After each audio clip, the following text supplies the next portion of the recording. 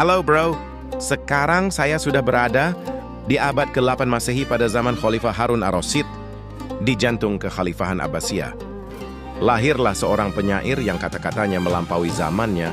Ia adalah Abu Nawas, penyair jenius yang berani menantang tradisi, mengubah puisi menjadi cermin kehidupan manusia.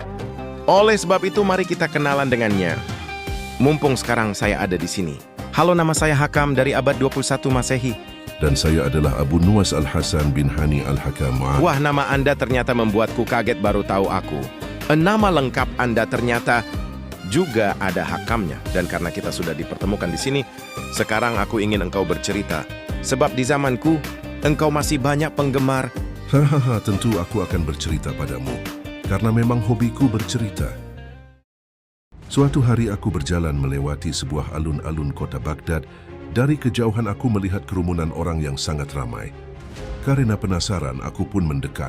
Ternyata di tengah kerumunan, itu ada seorang pawang yang membawa seekor monyet pintar.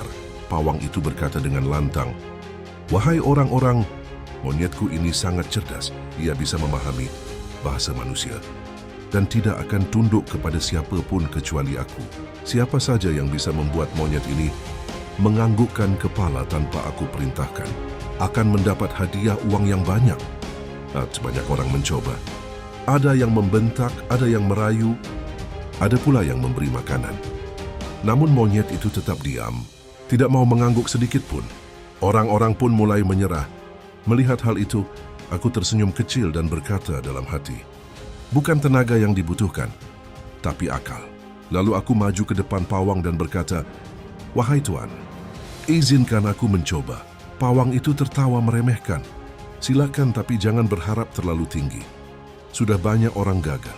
Aku pun berdiri tepat di depan monyet itu. Bukan dengan teriakan atau ancaman, melainkan dengan suara tenang aku berkata, "Wahai monyet, dengarkan aku baik-baik. Apakah engkau tahu siapa aku?" Monyet itu menatapku diam-diam. Aku melanjutkan, "Jika engkau mengangguk, berarti engkau mengakui bahwa engkau mengenalku. Namun jika engkau tidak mengangguk, berarti engkau bodoh dan tidak mengenal siapapun." Monyet itu tampak gelisah. Lalu aku menambahkan lagi, "Jika engkau takut kepada tuanmu, engkau harus jujur. Jika engkau tidak takut, engkau juga harus menjawab, bagaimana apakah kamu tidak takut dengan tuanmu itu? Jika tidak takut, tentu kamu akan menggelengkan kepalamu dan aku akan bilang sama dia." Monyet itu semakin bingung. Karena terjebak oleh kata-kataku, monyet itu tanpa sadar menganggukkan kepalanya. Sekejap alun-alun menjadi riuh. Orang-orang bersorak. Pawang itu terdiam, wajahnya memerah karena malu. Pawang itu berkata, "Bagaimana mungkin? Aku tidak memerintahkannya." Dengan tenang aku menjawab, "Aku tidak memerintahnya. Aku hanya mengajaknya berpikir." Dan akhirnya pawang itu memenuhi janjinya dengan memberiku hadiah. Sebenarnya cerita ini belum habis karena pawang monyet ini memarahi monyet di rumahnya. Dan pawang masih ingin membalas kekalahannya. Apakah cerita ingin dilanjutkan?